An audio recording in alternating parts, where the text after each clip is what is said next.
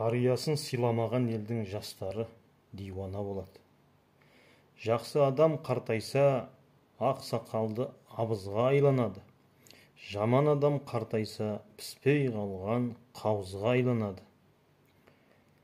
Жақсы адамның ақылы жүрегінде, жаман адамның ақылы білегінде. Арғымақ мінген байлардың тайға мұқтаж күні бар.